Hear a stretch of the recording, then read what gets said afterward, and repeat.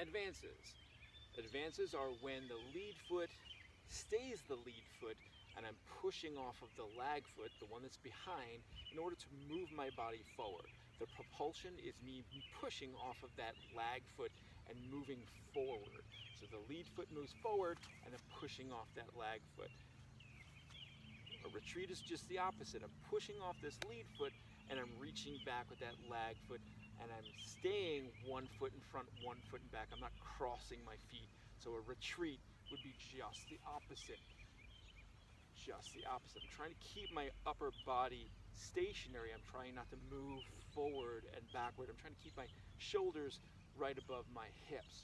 So I want to push forward on the advance and push backward for the retreat. And once you do 10 advances in a row, do 10 retreats in a row, or do 5 if you don't have enough room to do 10.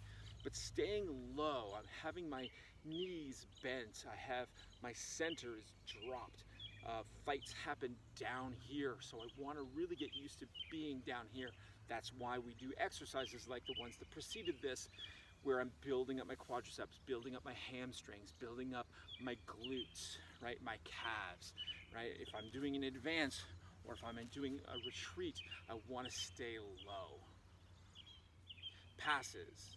Passing is when I am in my ready stance or my on guard stance, and I do want my back leg to pass my front leg, right? I want to step forward. It's very much like walking, but I stay low. Very much like the monkey walks we did earlier. I'm staying low. My head stays level throughout the movement. If I wanted to pass forward again, I take this leg and I make it the lead leg. If I pass backward, I would just do the opposite. I take this lead leg and move it back here, and I move it back here again. And I want to keep a nice wide stance as I'm passing forward or I'm passing back. I'm staying low, I'm staying wide, I'm ready for anything that can happen. So passing forward and passing back, the same thing applies. If I have 5 passes forward or 5 passes back, I don't need a lot of room, it's just a lot of repetitions, but I'm really feeling that burn, especially if I do all the exercises that preceded this. I'm already feeling that exhaustion. Now, it is very tempting once you start to feel that exhaustion to come up out of your stance. Don't. Stay in it. If I have a cramp, I want to shake it out, that's fine. But then get back into it. I can't let my brain say, oh, this is too hard, because then I'm no longer training. So passing. Lunges. Lunges are also a great exercise in and of themselves, but a lunge is also something that we do in the MAUs. All of the semesters do them, and when you get into second semester and third semester and fourth semester, you'll be using the lunge as part of your footwork with swordplay.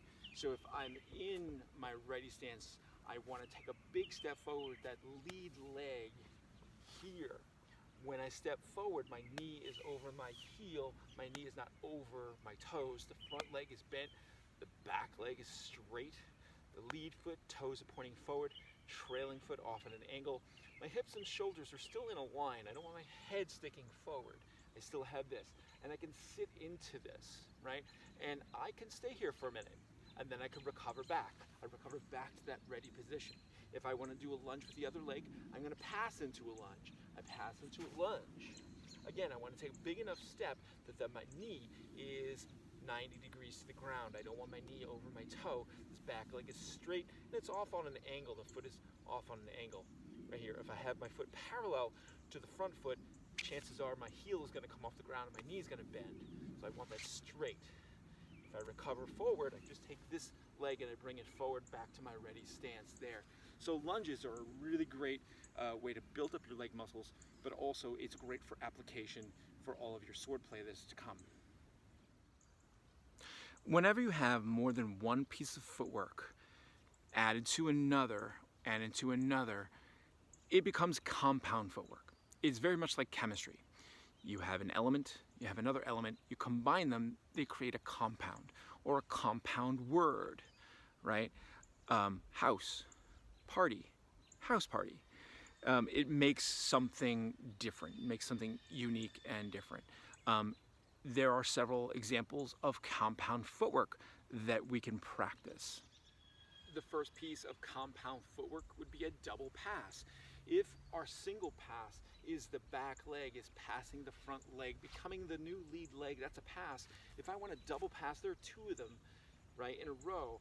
So I would want to take this first foot, take it forward, and then take a step forward. It's very much like walking, right? You just pass one foot in front of the other, right? But I stay low while doing it. So if I take a double pass, it's 1, 2. I double pass backward, 3, 4. So it's kind of like doing the cha-cha. So if you want to double pass forward and double pass back in your apartment or your dorm room, that's great. If you want to do the cha-cha, that's great too. Both will serve the purpose. So that's an example of compound footwork, a double pass. Another example of compound footwork would be a patinando. A patinando is an advance immediately followed by a lunge. So if you remember what we did before, an advance is I'm keeping that lead foot forward, I'm just pushing off that lag foot as I move forward, and then I'm going to stretch forward that lead foot into a lunge, and then I can recover back. So a patinando would be advance, lunge, coming back. So I can practice both my footwork, advance and lunge, and I combine them to create an explosive piece of footwork that moves across the floor called a patinando. One more piece of compound footwork for the day. This one is called a balestra. A balestra is a jump immediately followed by a lunge.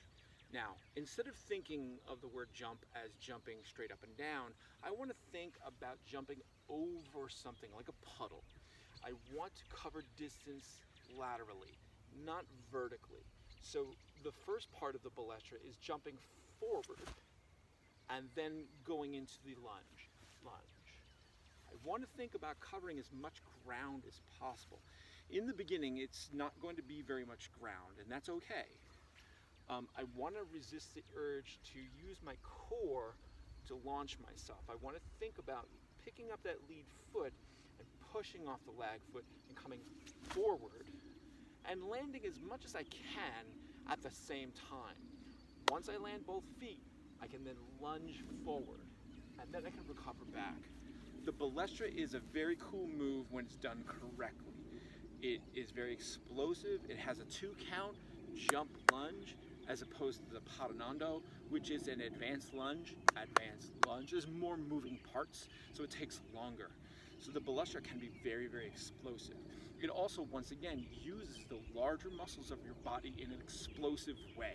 Very dynamic movement. Well, there you have it, everyone. The first edition of D'Artagnan's Gym Foundations. The idea is you're working those muscles in the body to exhaustion, to the point where you've really worked them hard, you're feeling the burn, and then you do movements that are specifically geared toward fighting, whether it be unarmed or, in this case, sword play. Today we did a lot of footwork that is applicable to when you use a sword. But truth be told, footwork and blade work are independent of one another. I can execute any of these pieces of footwork without using a sword. But it just so happens that we use these movements in conjunction with a lot of the things that we do in second and third and fourth semester.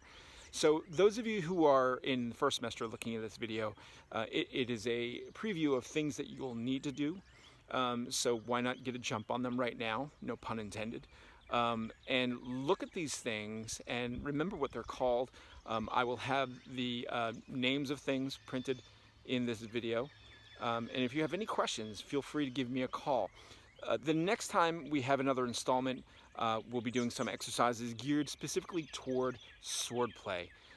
So again, those of you at home, you don't need a sword.